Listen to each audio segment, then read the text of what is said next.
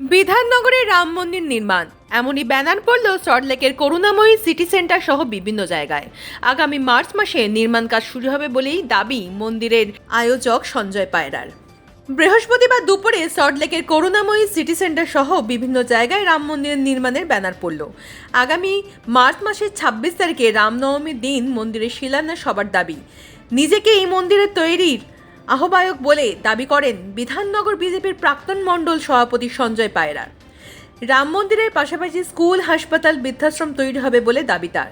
বিধাননগরের রাম মন্দির নির্মাণ হবে ৪ বিঘা জমির উপর, এমনই দাবি সঞ্জয় পায়রার। এই ধরনের উদ্যোগ, রামরাজ্যে রাম প্রতিষ্ঠা হবে, অসুবিধা কোথায়? রামরাজ্যে রামের মন্দির হবে, উত্তরপ্রদেশে হয়েছে, পশ্চিমবাংলায় হবে এবং বড় করেই হবে।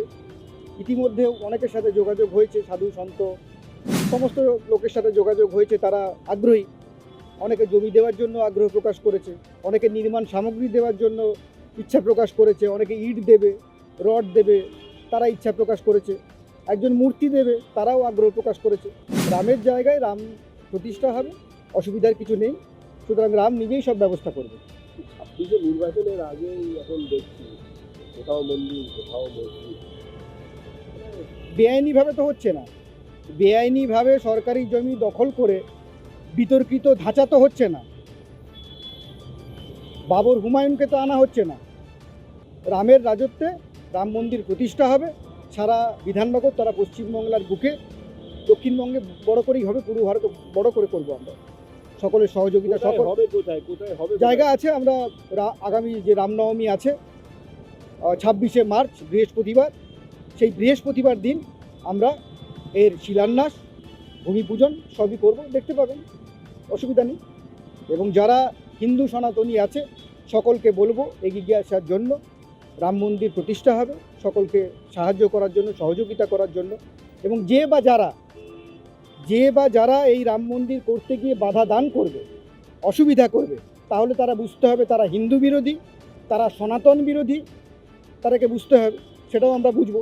এবং এই রাম মন্দিরের সাথে হাসপাতাল হবে, অসুস্থ মানুষ যাদের পয়সা নেই, যারা হাসপাতালে চিকিৎসা করাতে পারছে না, মারণ রোগের চিকিৎসা এখানে হবে আধুনিক পদ্ধতিতে। স্কুল হবে, বিদ্যালয় হবে, নারী শিক্ষার প্রসার হবে, নারী সশক্তিকরণের ব্যাপার থাকবে, বৃদ্ধাশ্রম হবে, সেগুলো সবই থাকবে। এবং এই রাম মন্দির জায়গা পাবেন আছে, জায়গা আছে, অনেকে যোগাযোগ করেছে আমাদের সাথে। হ্যাঁ, জায়গা ঠিক আছে, জায়গা ঠিক আছে। এবং অনেকেই যোগাযোগ করেছে, তারা অনেকে জায়গা দিতে আগ্রহ প্রকাশ করেছে। রামের জন্য জায়গা দেবে, রামের নিজের জায়গায় রাম মন্দির প্রতিষ্ঠা হবে, তো অসুবিধার তো কিছু নেই। এখানে ভালো মতোই হবে, সবাই সহযোগিতা করবে। সব সনাতনীদের কাছ থেকে, ভারতবর্ষের সমস্ত সনাতনী মা বোনদের কাছে আমাদের আগ্রহ যে আপনারা এই রাম মন্দির প্রকল্পে আপনারা সাহায্য করবেন, সহযোগিতা করবেন, অনুপ্রেরণা দেবেন। ব্যাস এটুকুই বলেন। সঞ্জয় পয়রা।